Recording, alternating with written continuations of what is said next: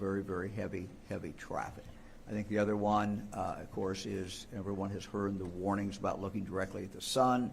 Everyone's heard the warnings about having the right glasses.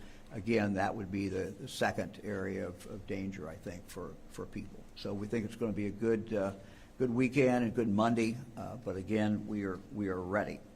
I'm going to introduce Sima Merrick to talk. She'll be followed by Colonel Jones, Director Marshbanks, Director Mary Mertz, and then General Harris.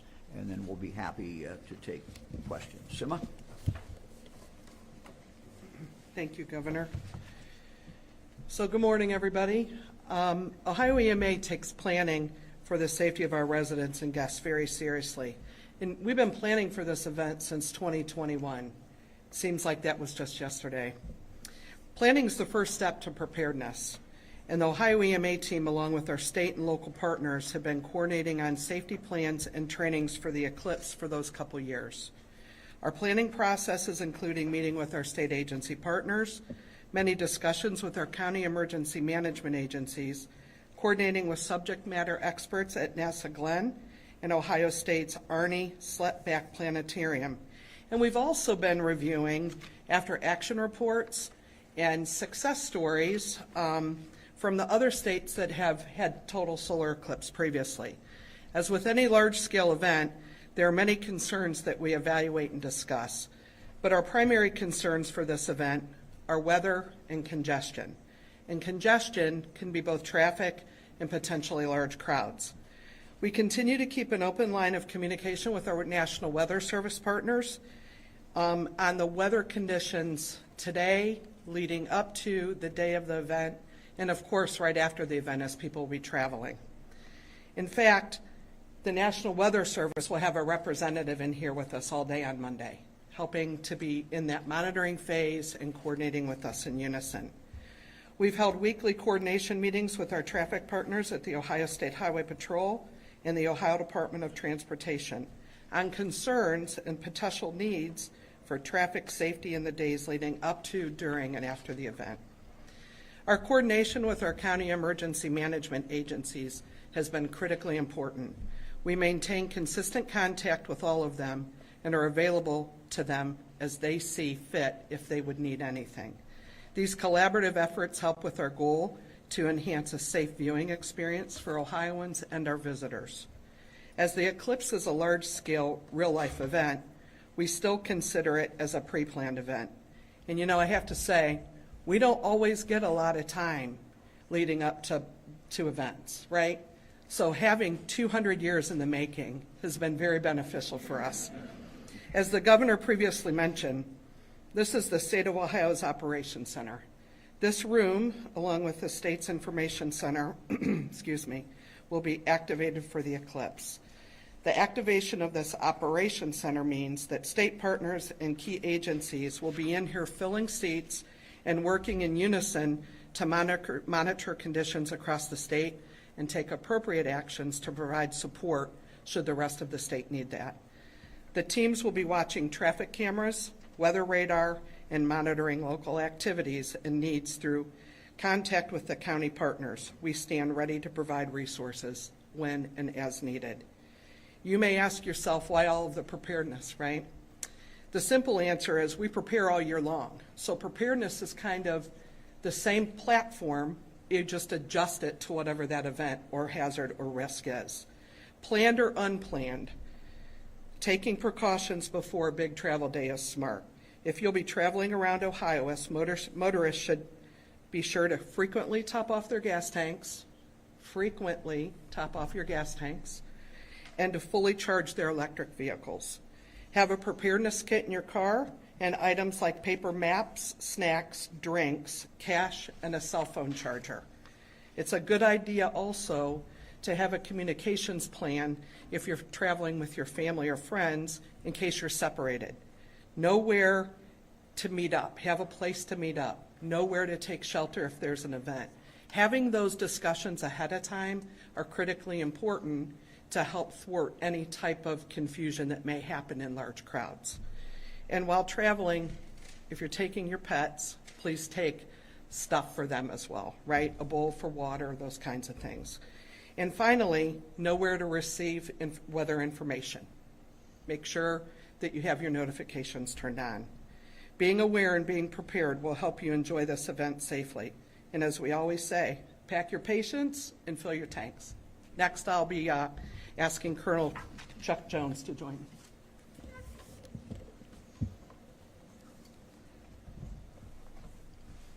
Good morning. Thank you, Executive Director Merrick, and thank you, Governor DeWine, for your unwavering commitment to Ohio's safety, as well as we stand together today at the Emergency Operations Center. The Ohio State Highway Patrol has a long-standing history of providing service with a purpose to positively impact the quality of life and safety throughout the state of Ohio. The upcoming total solar eclipse event is another opportunity where I know our troopers will showcase their commitment to enhancing safety and security for all residents and travelers. The patrol will provide comprehensive safety services and emergency response capabilities on our roadways.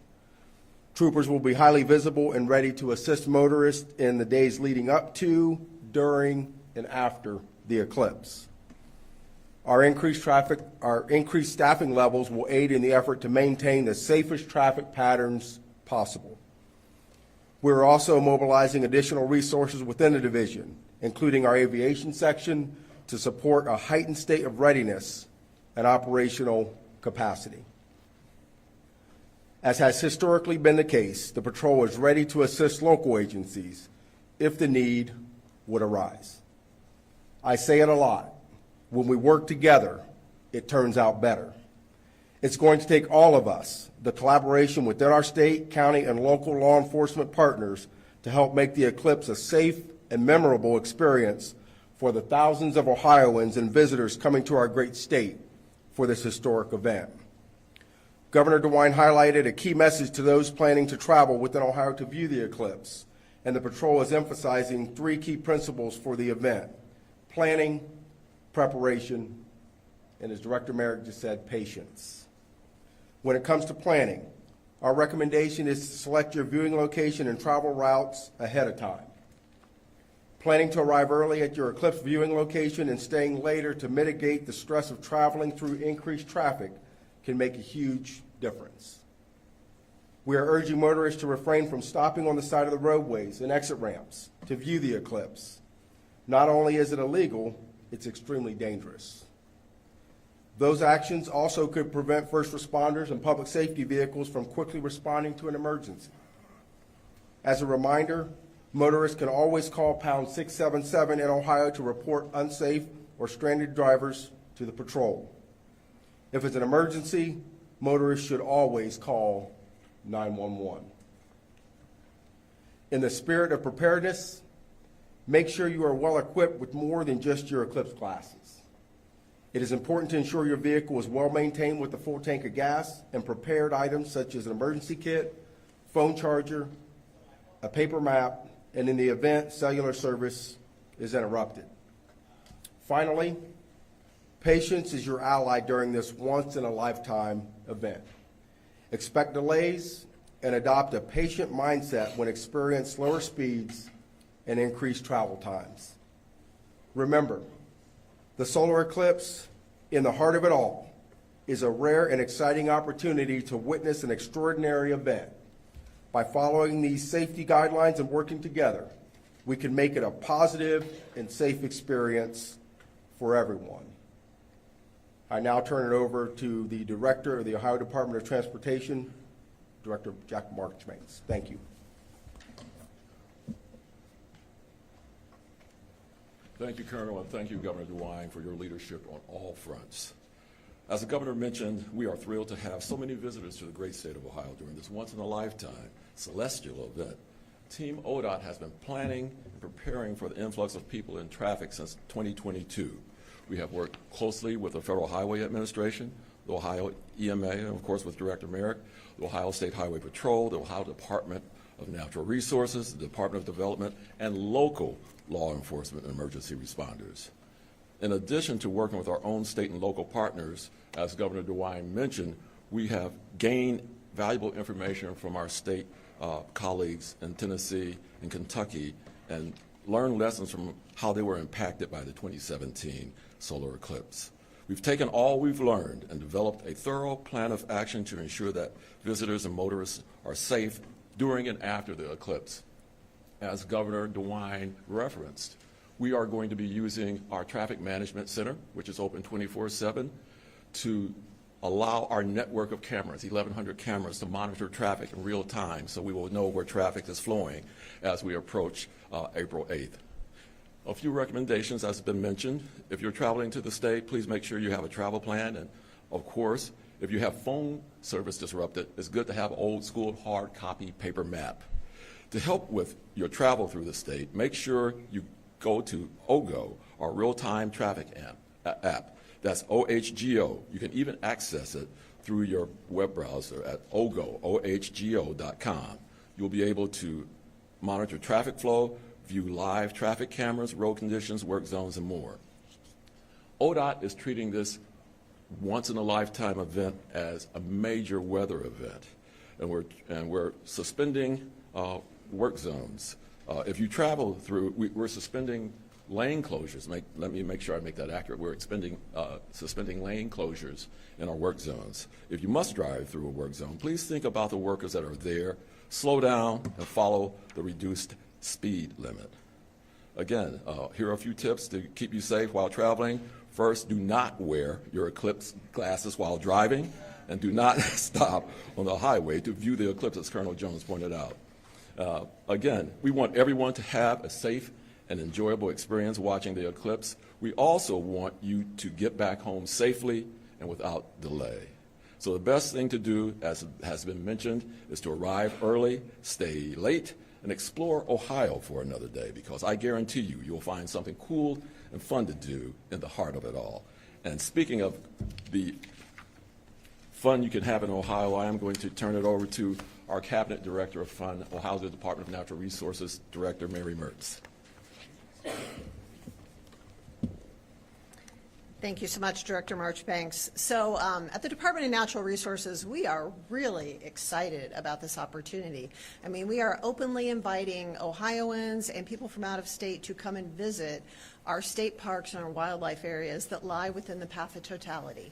And we're actively marketing 23 state parks and 5 wildlife areas, and they're listed on our website, and we would love for people to come and enjoy it.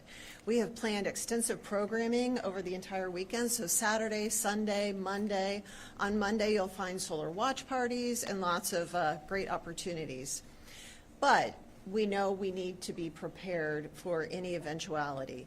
And so at the Department of Natural Resources, we have 300 commissioned officers, and all of them will be on duty across the state. The vast majority will be assigned to parks and wildlife areas within that path of totality, but we will have officers in other places as well, because we know emergencies can arise everywhere.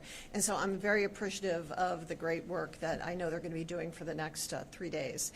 I also appreciate the Highway Patrol is helping us out. Several dozen troopers will also be positioned at our state parks to make sure we're providing the highest level of safety and security for all of our visitors. So, you know, that assistance is greatly appreciated. We will have mobile command centers at several of our locations. We will be providing live updates all day on our website and on our Facebook pages, because we want people to know if a park reaches capacity, and if in some cases we need to close a gate or we need to respond to an emergency, we want people to know that. So all day we have a system set up where our park managers will be reporting in. We will be updating live that information. We are part of this EOC as well. We will all be communicating constantly with live updates on our website, so people know what to expect when they get out there. So I expect to spend a lot of the day on the phone with everyone across the state. We are planning to put our leadership, both our law enforcement leadership and our parks leadership and wildlife leadership, will be spread across the state from Geneva, our furthest point east, all the way down to, I will be at Houston Woods. We want to make sure people are everywhere there might be a need, and that we are nimble and ready to respond. We're worried, you know, not only about visitor safety and security on the properties, but the traffic control afterwards. So we're ready for that. I think those are the main points I wanted to make, but we do anticipate a great day. So I want to mention two things. We've been talking recently about our light sound devices, where we are inviting people who have no vision or low vision to visit our park sites, where we have a device that was created by the Harvard Astrophysics department, and there will be a sound component where we think it's more inclusive. People will be able to enjoy the experience because the sound correlates with the movement of the sun. We think that's a great opportunity. We're also inviting people across the state to join us on iNaturalist, which is an app. And we are running a project out of the Division of Wildlife. You can find it on there, where we're asking people who are viewing wildlife, what are you seeing 30 minutes before the eclipse? What are you seeing or hearing during it? What are you seeing or hearing after it? There's not a lot of great data. There's a lot of anecdotes, but not a lot of great solid data on what happens. And we think by crowdsourcing this and using new technology is an opportunity to gather that data. So we're excited, but we are prepared. Everyone will be out there. We're treating every park like it's a major fireworks event, and we're very experienced with those, so we think we're ready, and we think people have a great event. So now, let me turn it over to General Harris. Thank you, Director, and thank you, Governor, for your leadership. From the very beginning, as you heard, we've been planning this since 2021, and from the very beginning, the Governor's guidance to us was to ensure that not only Ohioans, but our guests here to Ohio had a great Ohio experience, enjoyed the Ohio hospitality, and that this experience would be one that gave us a chance to showcase many of the great things about Ohio. To that end, as you've heard, the planning by the partner agencies, by the cabinet level agencies, has been extensive and very detailed. And your National Guard has been involved in that planning from the very beginning. I have great confidence that our partner agencies are prepared for just about every contingency, and we're hopeful that the National Guard will not be needed for this response. But to that end, it's our responsibility to be prepared. So we'll have soldiers on duty this weekend. In addition to that, our Joint Operations Center will be open 24/7, as well as having a presence here in this Emergency Operations Center. Moreover, we'll also have liaisons in some of the key counties along the way, along the line of totality, so that we can continuously monitor the situation on the ground.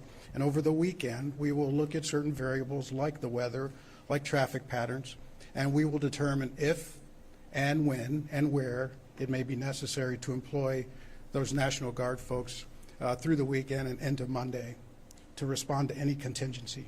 Again, we don't anticipate that, but consider your National Guard a hedge for preparedness. We'll have rotary wing capability as well as the ability to surge general purpose troops to support our partner agencies in any capacity that they think they may need. So we're optimistic that, as I said, our citizens and our guests will enjoy Ohio hospitality. And frankly, if they don't see the National Guard, that simply means that our partner agencies have done the fantastic job that we expect them to do. Thank you. Governor? Thanks, General. We're happy to answer any questions. Any questions for anybody behind me? I guess, could you give us a picture, I don't obviously want to have each agency come back up, but give us a picture of the staffing that it takes to prepare for something like this. How many folks are working overtime this weekend or on Monday to pull this off? Why don't we start with your team? Yes, sir. So for us, our staffing kind of expands around the state agencies, right? So this room will have the state agencies in it, so it expands and contracts based off of that need. Additionally, we'll have 24-hour watch through our Ohio Emergency Watch Center, Management Watch Center, and they coordinate with the Ohio State Highway Patrol and, of course, the Traffic Management Center over at ODOT. So that staffing expands and contracts from the point of monitoring in unison. I'll ask the Colonel if he wants to talk.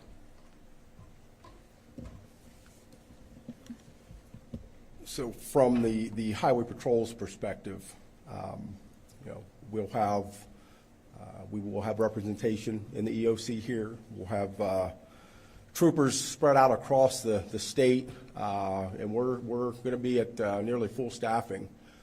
We've taken the extra step of pulling some of our specialty units out into the field, and they are dispersed across the state as well to also assist the troopers that we will have out there working at that time. And again, like it was said, we're going to do what we can to make the eclipse travel as safe as we can, but we're also going to be there to support our law enforcement partners across the state in whatever capacity they need as well. So staffing has been ramped up in the patrol, and we're confident that we have the resources we need to be able to assist where needed and to make travel safe. Director Mertz, you want to tell them what your staffing situation is? Yeah, well, so I mentioned we have 300 commissioned law enforcement officers that will be on duty, but that's just the law enforcement component of it.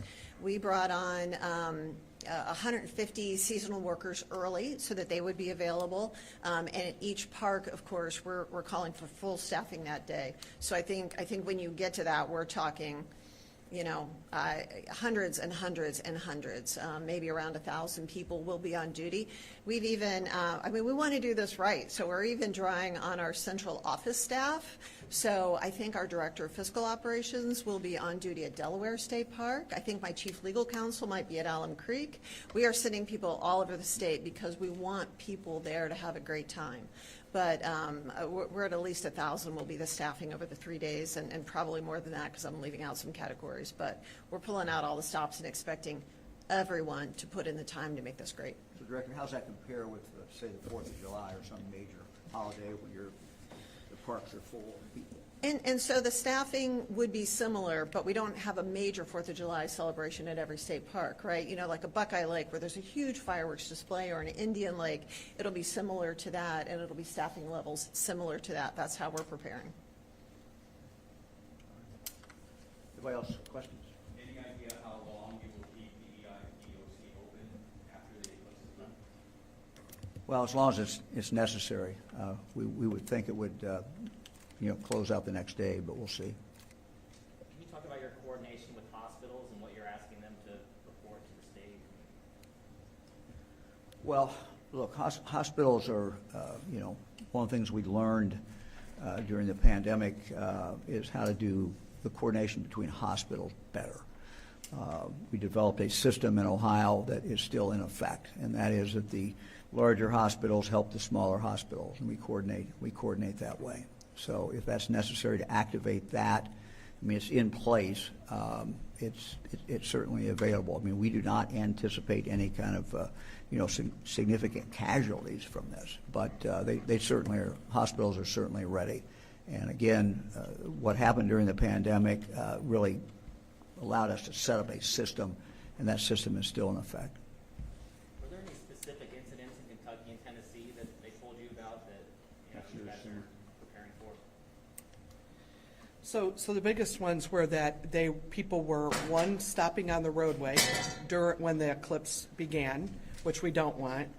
And then second was immediately following the totality period, everyone got in the car and took off at once. So there were people saying it took us 3 hours to go, it took us 9 hours to get home. So everyone got in and wanted to get back, and that created a lot of congestion. So those were the biggest things that we had seen. Anybody else? I have a question along those lines. So for the folks, you're urging people to kind of hang back. Is there a magic period of time to hang back? Are you encouraging people to stay overnight, wait a few hours? What does that look like for people who might be? Well, look, we can't control what people do. Obviously, people are going to do what they want to do. We just are telling them that, right after the eclipse is probably not the best time to get in your car and try to get somewhere. It will settle out over a long period of time. Some people have made plans to spend the night. Some people have booked into the state park, come in the weekend and stay another day. Some people are doing the same thing with hotels, but we also know people are going to be getting in their car right away. So we just, again, tell people this has been the experience, and don't expect right after the eclipse is over with, be able to get in your car and be able to drive at the same efficiency that you could before a normal day. Governor, what are you planning to talk about at the state? State of State? Is that next week? The future. How's that? Who else? Where you plan to watch the games? Well, we haven't decided yet. Fran and I were talking about this morning. At first we're thinking about going over to the Air Force Museum. They've got a full day planned, and we're trying to decide whether to go there or we may go to our son's house in Yellow Springs. We're not really sure. Still kind of debating where to be. So we'll have some grandkids with us, and we'll be somewhere outside, and it's an exciting day. So we think everybody, despite all our cautions, and this is not gloom and doom. This should be a fun day. Should be an interesting day for people, and we just think we want everybody to have a good time. That's what our goal is. When are you expecting the traffic to pick up, get heavy? Well, I think it's going to come in. They tell me, and Sima can jump in here, but we expect it to start kicking up some on Saturday, tomorrow, and then the closer you get to it, the more traffic. Again, if you look at the bookings of hotels, some people have decided to make it a kind of a long weekend. So some people are rolling in. We've also got other activities going on.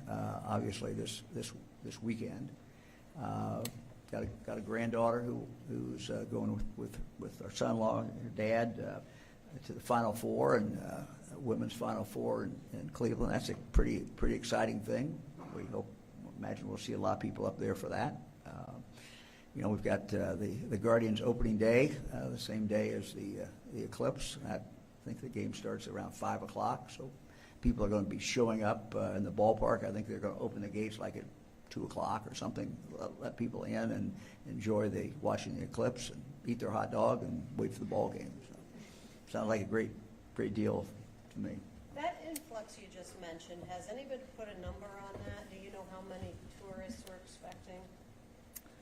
I really don't. The only estimates I've seen have been so wildly ranged that I kind of hesitate to even repeat them. But anybody want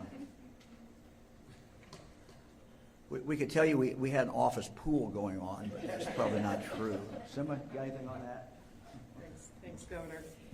The governor's absolutely right. I mean, the numbers have been varying, right? So I think it really is going to depend on weather. So if you're thinking about Western Ohio, if that day it's cloudy, it's not too far to get to Indianapolis, right? If it's sunny.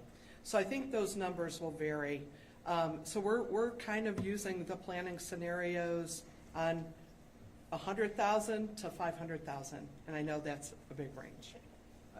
As Sima indicated, I think people are going to be watching the cloud cover. They're going to be watching you all, your weather people, and what they're saying about where the clouds are going to be. And, if it's dramatically different in one part of the state versus another part, you may see some real movement to the area where the cloud cover is not there, and they'll have a chance to get a better view. So we'll see. Do you know if there were any injuries or anything reported in Kentucky or any of the other states that participated? Injuries? Were there any injuries? I'm not aware of it. Yeah. Look, again, when you get that many people on the highway, that's the concern. We have accidents every day. We have, injuries. So you put that many more people on the highway. That's the concern. That's why we've got the patrol out there. That's why, the Guard is in reserve. And, you might ask, well, what would the Guard do? Well, if we needed them, they could be out there to deal with traffic. We don't anticipate that, but that's the big concern. It's just moving people around.